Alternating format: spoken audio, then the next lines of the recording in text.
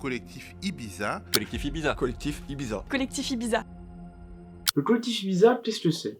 Ibiza, c'est un collectif de militants qui utilisent l'humour pour protester, pour faire passer un message politique. Vous les connaissez peut-être par leur première action, ce sosie de Jean-Michel Blanquer dansant devant le ministère de l'Éducation nationale. Cette action avait été réalisée suite aux annonces du nouveau protocole sanitaire qui avait été fait dans un article payant du Parisien le dimanche soir pour le lundi matin. Qui plus est, le ministre de l'Éducation nationale, Jean-Michel Blanquer, était alors en vacances à Ibiza lorsqu'il avait fait ces annonces. D'où vient l'idée du collectif? Pourquoi utiliser l'humour en politique? Nous laissons la parole à Hugo, un des cofondateurs du collectif, pour nous expliquer tout cela. Donc je m'appelle Hugo, j'ai 23 ans, je suis étudiant. J'ai cofondé le collectif avec Pauline, Amaya et Nour. Donc moi j'ai organisé certaines actions quand on avait mis l'hymne ukrainien dans une conférence de Patrick Pouyanné sur l'Europe juste après l'invasion.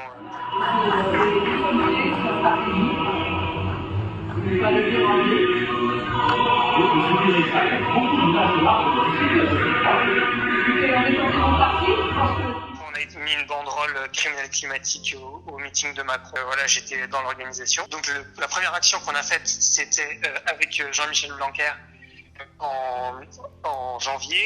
Et donc on a eu l'idée de se rassembler devant le ministère de l'Éducation nationale en maillot de bain avec Nour qui du coup un sosie de Blanquer. Le truc le plus déprimant je trouve politiquement, c'est le sentiment d'impuissance, le fait que personnellement quand tu es juste un citoyen et que tu veux changer quelque chose de la société, en fait c'est très difficile.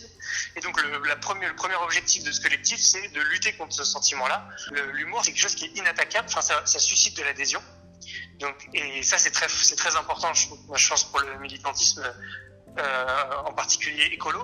Et donc militer de manière humoristique, c'est bon pour l'adhésion que ça suscite, bon pour les militants qui sont heureux de le faire, bon pour le déroulement des actions parce que safe juridiquement et physiquement.